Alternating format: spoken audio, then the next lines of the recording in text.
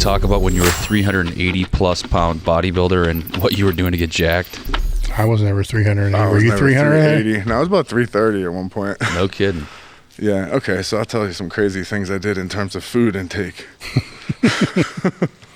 At one point, I was eating over 9,000 calories a day. Oh, fuck. And that was mostly clean, too. Yeah. So that's a fuck ton of food. So it was like 4 shakes. Those shakes were 150 grams of carbs, 75 grams of protein. And I remember exactly what it was that I used, too. It was like this, it was like apple-flavored protein. It was from, I'm trying to remember, it was Nectar was the name of it. I remember that Remember shit. Nectar? Yeah. So 3 scoops of that was 75 grams. I would do that, and 6 scoops of Ultra Fuel, which was like powder carbs. They don't make it anymore. Mm-hmm. I have to use a different company now. But yeah, I used to do that 4 times a day. I used to pound the Ultra Fuel, too. Yeah, the Ultra Fuel is the best, man. It's so easy to digest. It's so much carbs, and it's like, you can get 150 carbs in like 12 ounces if you blend it up real. I would take the container, dump half the powder into a lemonade container, and then put water in the actual container. Oh, that's great. Water in the lemonade, shake it up, and I would drink 1 container every day. So I was going through 1 bottle, 1 jug. Yeah. Every other day. They're cheap. It was like $11. Yes, and I was getting them wholesale. Louis had some deals set up. So, oh man, that shit. Back in the day before that, actually, when I was doing this, now that I'm thinking of it, they were the glass containers. Yep. And I would get cases of the glass containers in my fridge, and I would do 1.5 containers was 150. So I would do that, and then 3 scoops of the other, and you didn't even need a blender. That stuff mixed real easy, but it was expensive. Yeah, when I couldn't afford the Ultra Fuel, I buy maltodextrin from the horse supply shop. Maltodextrin, yeah, that's what I use now. Maltodextrin. Yeah, it was cheap too, man. It was super cheap. I know. I get like 50 pounds of it or something or actually, I think it's 20 pounds, but it's some ridiculous price, like whatever. So you had the 4 shakes then? Those, and then my other meals were typically like I would have all-you-could-eat sushi every day. There's a place near me, so I'll probably eat, anywhere like 20 to 30 pieces of tuna sushi would be one of my meals. So that was a lower fat meal. So I would make sure to never eat the fried stuff because it slows gastric emptying. So it would keep me from being able to eat again soon. And yeah, the meals were insane. I do some aspects of it. Like if you look at my diet now, it's like specters of back then, but it was like all of it at once, consistently every day. Like I would do 2 cups dry of oatmeal every day in the morning. I still do that now in a shake. I just put it in and blend it with like protein. But that was another thing I did with like 4 or 5 tablespoons of peanut butter and 2 cups of dry oatmeal, which is like, I don't know, it's like 27 cups of oatmeal when you're done with it. It's like a bucket. But I would just drink it like that to get it all down. Do that. I was doing chicken shakes. I still do the chicken shakes, but basically, yeah, I would do probably 2 pounds of chicken in the form of those shakes. Then I would do those other shakes.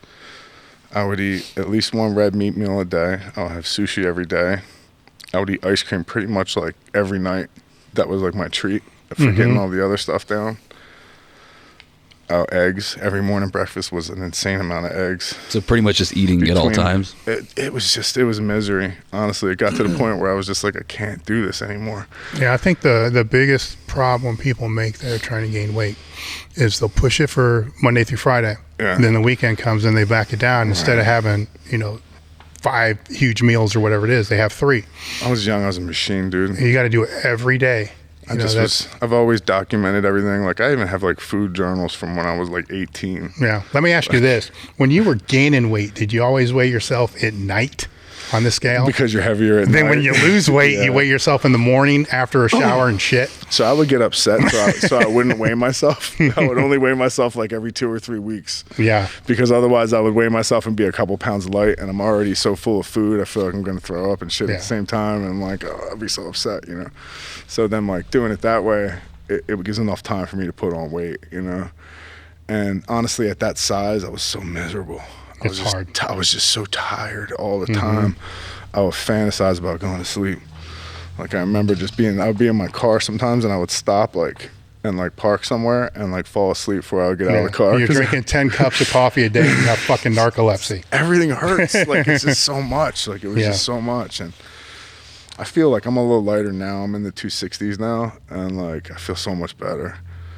God. And even when I was 290, a few years ago, it's just such a difference from that to this, even to be leaner and be back in like good shape again.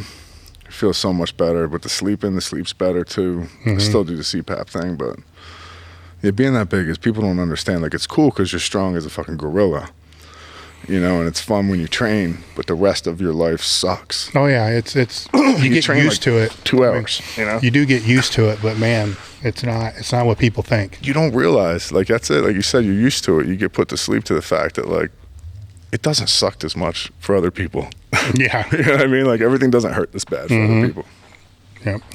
I feel like, and then when I was done with that, I was old enough and had been doing this long enough that everything hurts anyway. Yep. So now I can't even imagine being in that position with as wrecked as the body gets. You know? Fucking die.